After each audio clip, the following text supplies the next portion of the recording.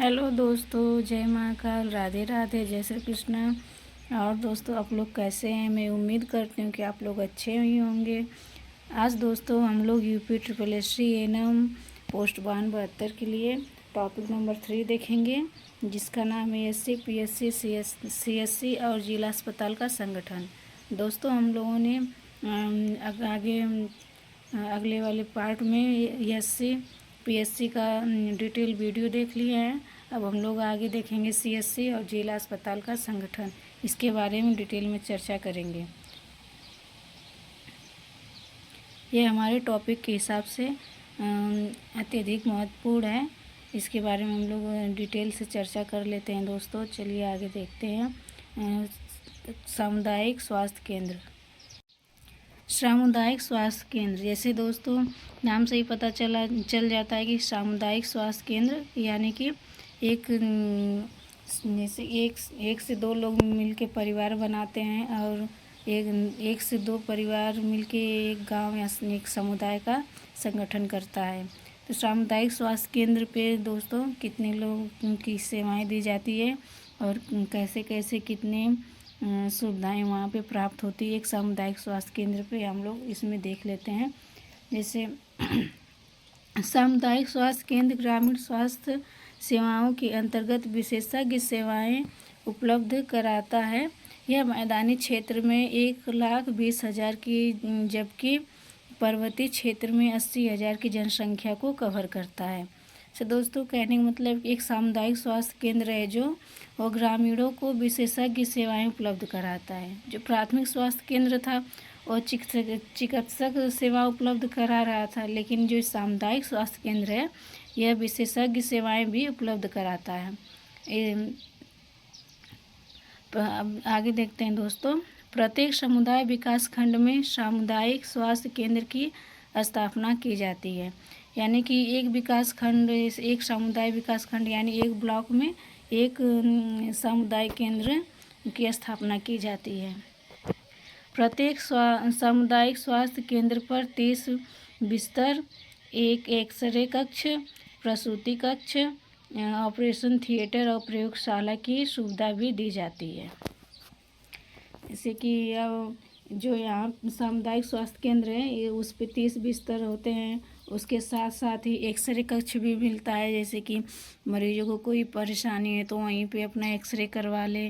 प्रसूति कक्ष रहता है जिसमें महिलाएं बच्चों को जन्म देती हैं, उससे रिलेटेड जो भी होता है वह उसकी सुविधा। ऑपरेशन थिएटर की यदि प्रसूति के टाइम कोई डिफ़िकल्टी आ जाए तो उसी समय तुरंत सामुदायिक स्वास्थ्य केंद्र में ऑपरेशन थिएटर में ऑपरेशन करके माँ और बच्चे को सेफ किया जा सकता है। और प्रयोगशालाएं सुविधाएं भी होती हैं, कोई जांचें वगैरह करानी होती है तो हमें सामुदायिक स्वास्थ्य केंद्र पे ही उपलब्ध हो जाता है।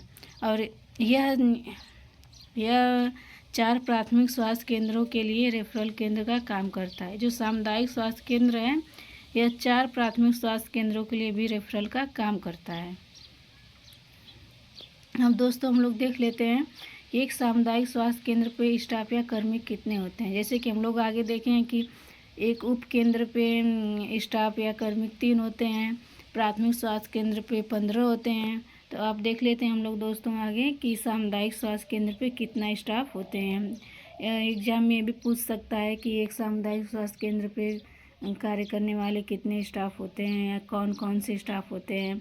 तो इसमें दोस्तों वर्ग में बांटा है, वर्ग टाइप कर करके इसमें सबके कार्य को अलग अलग किया है स्टाफों को। तो पहला वर्ग हम लोग देख लेते हैं अवर्ग। वर्तमान में स्वीकृत चिकित्सक के पद, जो वर्तमान में जो प्रेजेंट में चल रहा है,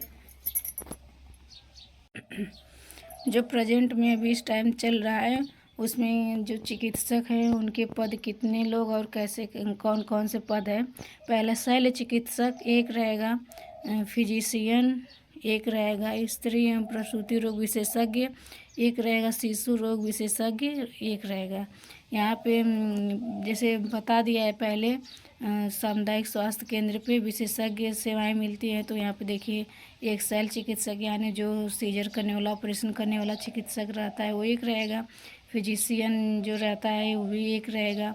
स्त्री में प्रसूति रोग विशेषज्ञ यानी कि जो स्त्री से रिलेटेड बीमारियां हैं और प्रसूति करवाती हैं उसकी विशेषज्ञ या डॉक्टर, महिला डॉक्टर एक रहती हैं। शिशु रोग विशेषज्ञ जो शिशुओं से रिलेटेड बच्चे बीमारियां हैं उनका देखभाल, उनका इलाज करने के लिए भी एक विशेषज्ञ होता है इस सामुदायिक स्वास्थ्य केंद्र पे। हम लोग वर्ग देख लिए, अब हम लोग देखेंगे बी वर्ग। बी वर्ग में कौन कौन से लोग रहते हैं। बी वर्ग में दोस्तों प्रस्तावित चिकित्सकीय पद, इसमें दिया है कि वर्तमान में स्वीकृति पद है और इसमें बता रहे प्रस्तावित चिकित्सकीय पद यानी कि प्रस्ताव रखा गया है कि सामुदायिक स्वास्थ्य केंद्र पे इनको भी रखने की आवश्यकता है। लेकिन अब इस टाइम में यह स्वीकृति स्वीकार कर ली गई है, एक सामुदायिक स्वास्थ्य केंद्र पे इनको नियुक्ति मिल गई है। पहला निश्चेतना विशेषज्ञ यानी कि जो निश्चेतना है सीजर के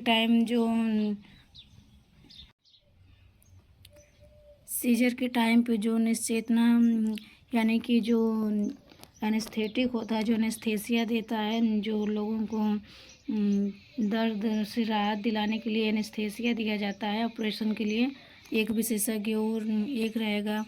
और नेत्र शल्य चिकित्सक ये भी एक रहेंगे। जन स्वास्थ्य कार्यक्रम प्रबंधक ये भी एक रहेंगे। दोस्तों हम लोग अ वर्ग और ब वर्ग देख लिए। ये इसमें शल्य चिकित्सक, फिजिशियन, स्त्री रोग विशेषज्ञ, शिशु रोग निश्चेतक, नेत्र शल्य चिकित्सक, जन स्वास्थ्य कार्यक्रम प्रबंधक, ये सब एक एक इनकी संख्या रहेगी। और आगे हम लोग देखते हैं सवर्ग। सवर्ग में वर्तमान स्वीकृति अन्य स्टाफ, जैसे कि वर्तमान प्रेजेंट में स्वीकार जिनको मिल गया, स्वीकृति जो मिल गया है जिनको स्टाफ को, वो लोग कितने होते हैं। नर्स या मिडवाइफ 7+2 यानी कि 9 लोग रहेंगे। ड्रेसर 1, फार्मासिस्ट 1, प्रयोगशाला तकनीशियन 1, रेडियोग्राफर 1, नेत्र सहायक 1, बायवार्ड 2 और सफाई कर्मी 3 रहेंगे। सफाई कर्मी 3 रहेंगे, उसमें से चौकीदार, ओपीडी अटेंडेंट और सांख्यिकी सहायक, डाटा एंट्री ऑपरेटर, ओटी सहायक, पंजीयन क्लर्क।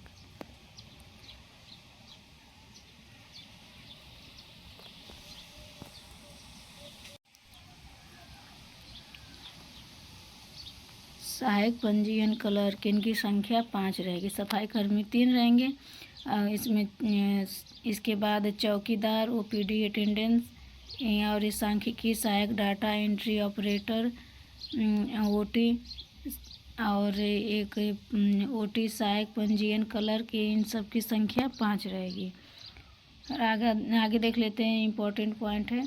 आशा योजना के तहत एक एएनएम, एक पीएचएन परिवार कल्याण हेतु नियुक्त होगी।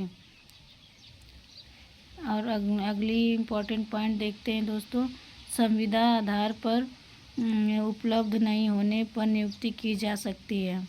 यहाँ बता रहे कि एक आशा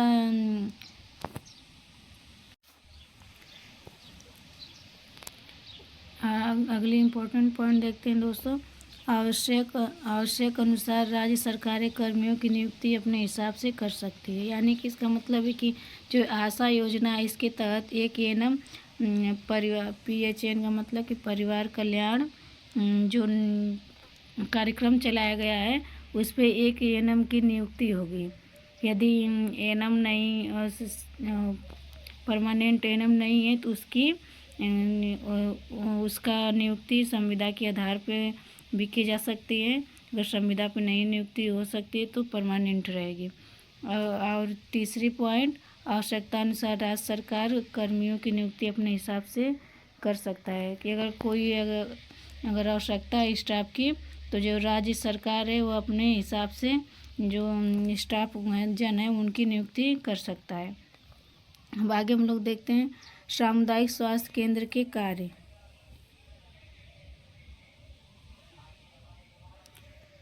सामुदायिक स्वास्थ्य केंद्र के कार्य क्या क्या होते हैं, पहले पॉइंट देख लेते हैं हम लोग।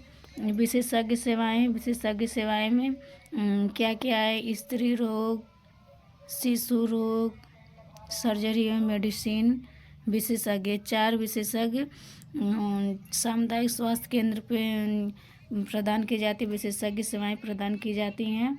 और दूसरा पॉइंट, सभी उपचारात्मक एवं निवारक चिकित्सा सेवाएं प्रदान करना, ये एक सामुदायिक स्वास्थ्य केंद्र का कार्य है।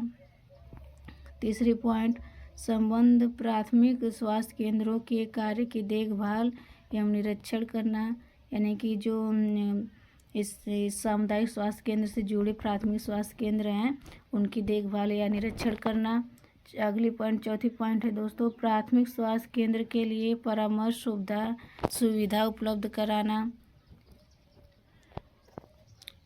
रोगियों को जिला अस्पताल में टीचिंग हॉस्पिटल के लिए रेफर करना।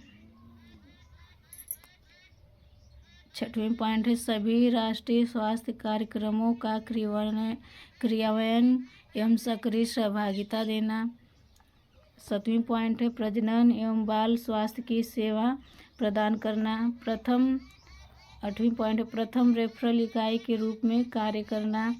लास्ट पॉइंट है, भारतीय जन स्वास्थ्य मानकों के निर्देशानुसार सेवाएं देना। दोस्तों इसमें कुछ समझाने लायक नहीं है, हम साफ स्पष्ट सब लिखा है, तो इसलिए बस हम वैसे चर्चा कर लिए हैं। अब आगे हम लोग देखते हैं।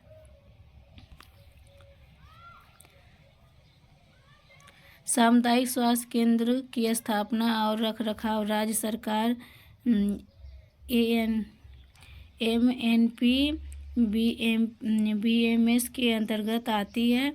ग्रामीण स्वास्थ्य सेवाओं के आधारित तंत्र को मजबूती प्रदान करने के लिए प्रधानमंत्री ग्राम्योदय योजना के अंतर्गत भी सहायता उपलब्ध कराई जा रही है। वर्तमान में इनका सुदृढ़ीकरण राष्ट्रीय ग्रामीण स्वास्थ्य मिशन के तहत किया जा रहा है। जैसे कि दोस्तों इसको डिटेल में हम लोग देख लेते हैं। सामुदायिक स्वास्थ्य केंद्र की स्थापना और रखरखाव MNP यानी कि मिनिमम नीड प्रोग्राम और BMS बेसिक मिनिमम सर्विस के अंतर्गत कराती है सामुदायिक स्वास्थ्य केंद्र की स्थापना को। और ग्रामीण स्वास्थ्य सेवाओं के आधारित तंत्र को मजबूती प्रदान कराने के लिए प्रधानमंत्री ग्राम्योदय योजना के अंतर्गत भी सहायता उपलब्ध कराई जा रही है।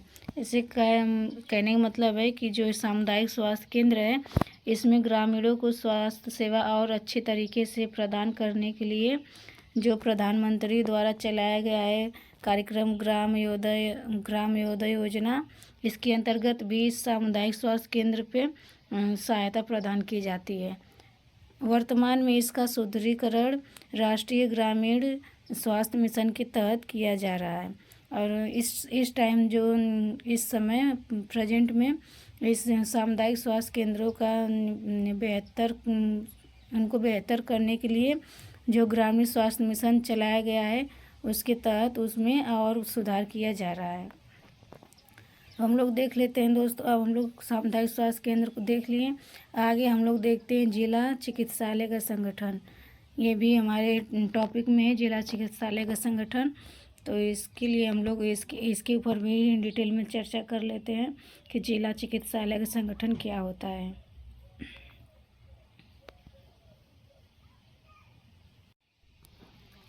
देश में जिला स्तर पर जिला चिकित्सालय प्राथमिक स्वास्थ्य देखभाल तथा स्वास्थ्य विभाग की स्थापना निभाते हैं।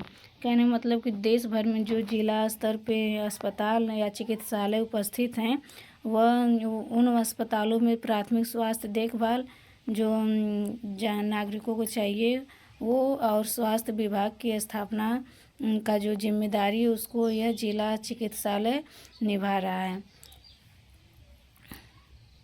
शहरी क्षेत्र के साथ साथ ग्रामीण क्षेत्रों में भी प्राथमिक स्वास्थ्य केंद्र या सामुदायिक स्वास्थ्य केंद्र के अलावा एड पोस्ट और डिस्पेंसरी, उपखंड या प्रखंड चिकित्सालय, राजकीय चिकित्सालय या सैटेलाइट हॉस्पिटल पाए जाते हैं। इसका मतलब है दोस्तों कि शहरी क्षेत्र के साथ साथ ग्रामीण क्षेत्रों में भी प्राथमिक स्वास्थ्य केंद्र या सामुदायिक स्वास्थ्य केंद्र के अलावा, ऐसे कि जो ये ग्रामीण क्षेत्र हैं उस शहरी क्षेत्र के साथ साथ जो ग्रामीण क्षेत्र है उसमें भी प्राथमिक स्वास्थ्य या सामुदायिक स्वास्थ्य केंद्र की जो सुविधाएं वो तो उपलब्ध कराई जाती ही है गांव में, लेकिन उसके अलावा भी एड पोस्ट और डिस्पेंसरी उपखंड या प्रखंड चिकित्सालयों का भी या सेटेलाइट हॉस्पिटल का भी सुविधाएं हमें प्राप्त होती है। इसका एड पोस्ट का मतलब होता है दोस्तों जैसे एक ऐसा कोर्स होता है जिसमें जिसमें मेडिकल से रिलेटेड लोग प्री कोर्स करते हैं जिसे CMS या ED कहते हैं। इस कोर्स के करने के इसका डिप्लोमा लेने के बाद लोग कम्युनिटी हेल्थ को सुधारने में अधिक सहायता प्रदान करते हैं। इसका एड पोस्ट का मतलब ये होता है दोस्तों। और जैसे कि सेटेलाइट हॉस्पिटल, इसका मतलब सेटेलाइट हॉस्पिटल होता है वो कि जैसे कि आपातकालीन स्थिति में किसी रोगियों को सहायता प्रदान करने के लिए एक बड़े हॉस्पिटल के पास, जैसे जिला अस्पताल है उसके पास कोई सेटेलाइट हॉस्पिटल है, उसका मतलब हुआ कि जैसे कि उस हॉस्पिटल में कोई आपातकालीन स्थिति आ जाए तो जो सेटेलाइट हॉस्पिटल रहते हैं वह उसमें उस टाइम पे सहायता प्रदान करते हैं। आगे देखते हैं दोस्तों। जिला चिकित्सालय में लगभग सभी प्रकार की विशेषज्ञ सेवाएं निदान एवं शल्य चिकित्सा सुविधा उपलब्ध होती हैं। इसे कहने का मतलब एक जो जिला चिकित्सालय होता है उसमें सभी विशेषज्ञ सेवाएं तो प्राप्त होती ही हैं, उसके साथ ही जो शल्य चिकित्साएं हैं यानी कि ऑपरेशन वगैरह, उसमें ये भी सभी तरह की ऑपरेशन सुविधाएं भी प्राप्त होती हैं। जिला चिकित्सालय का नियंत्रण जिला अधिकारी या प्रमुख जिला चिकित्सक अधिकारी या प्रमुख जिला चिकित्सक अधिकारी के जिम्मे होता है। यानी कि जो जिला अस्पताल है इसका नियंत्रण या देख रेख एक जिला चिकित्सक करता है या जो उनसे प्रमुख होता है, जो प्रमुख जिला अधिकारी होता है, या तो वो करेगा या जिला चिकित्सक अधिकारी करेगा। इन दोनों लोगों के जिम्मे होता है जिला अस्पताल। जिला चिकित्सालय में वरिष्ठ एवं कनिष्ठ विशेषज्ञों की नियुक्ति की जाती है। जो जिला अस्पताल है उसमें छोटे बड़े जो विशेषज्ञ होते हैं, कोई छोटा है कोई बड़ा, उन लोगों का भी नियुक्ति किया जाता है।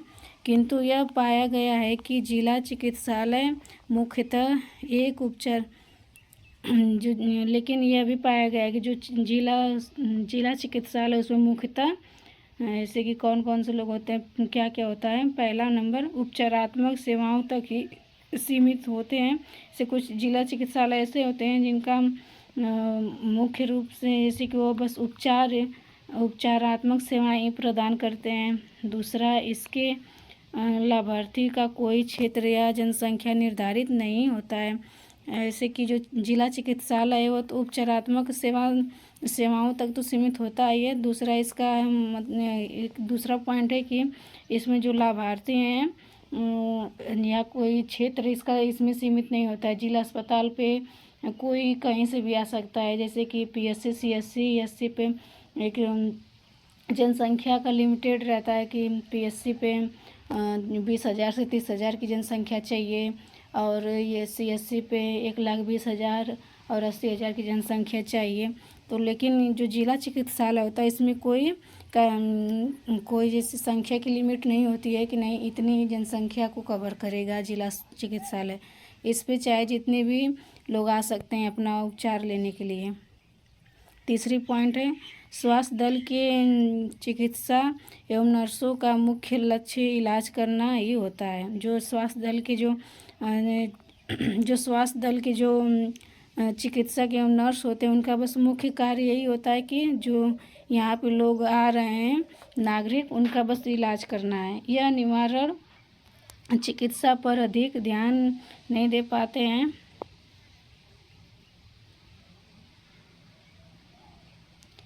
यह निवारण चिकित्सा पर अधिक ध्यान नहीं दे पाते हैं। समुदाय के स्वास्थ्य स्तर में वृद्धि एवं उद्देश्य इनके द्वारा प्राप्त करना संभव नहीं है।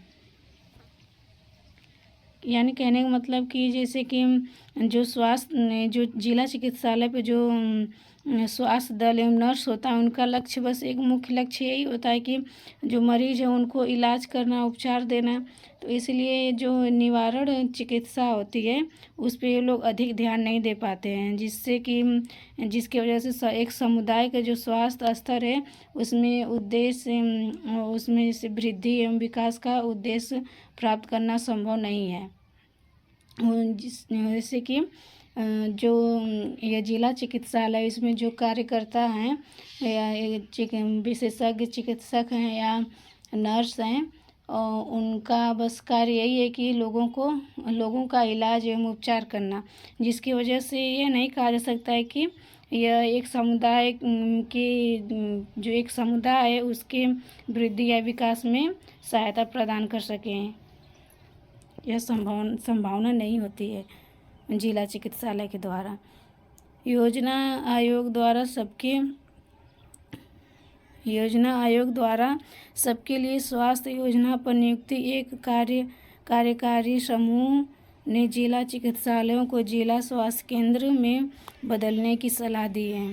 कि जैसे कहने का मतलब जैसे कि योजना आयोग द्वारा जो योजना आयोग है उसके द्वारा जो एक योजना चलाई जाती है सबके लिए स्वास्थ्य, इस पे एक नियुक्त कर्मचारी ने सलाह दिया है कि जो जिला चिकित्सालय हैं उसको जिला स्वास्थ्य केंद्रों में बदलने की सलाह दी है। इसे कहने का मतलब दोस्तों कि इसे कि जो योजना आयोग द्वारा जो एक योजना चलती है जी कि सबके लिए सबको स्वास्थ्य प्राप्त हो, यह योजना जो नियुक्त किया गया है उसके यानी कि एक अधिकारी हैं, उनका कहने का मतलब है कि जो जिला चिकित्सालय हैं उनको स्वास्थ्य केंद्रों में परिवर्तित किया जाए, जिससे कि एक समुदाय एक समाज को स्वास्थ्य में वृद्धि और विकास किया जा सके। जिला चिकित्सालयों को समुदाय उन्मुख बनाए जाने की आवश्यकता है। वर्तमान में जिला चिकित्सालयों के संगठन ढांचे में विभिन्न राज्यों में एकरूपता का अभाव है। इसी प्रकार कर्मियों की पदनाम एवं उनकी संख्या में भी अंतर देखने को मिलता है।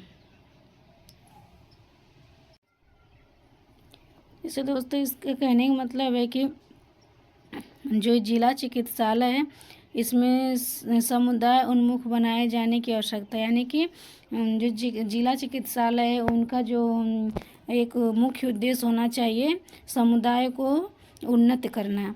और वर्तमान में जो जिला चिकित्सालय का जो संगठन एवं ढांचा है वह अलग अलग राज्यों में उनका जो ढांचा है वो विभिन्न प्रकार के हैं। इसके वजह से जो इस जिला चिकित्सालय पे जो नर्स या स्टाफ रहते हैं, लोग चिकित्सक रहते हैं, उनके पदनाम में भी अंतर देखने को मिलता है।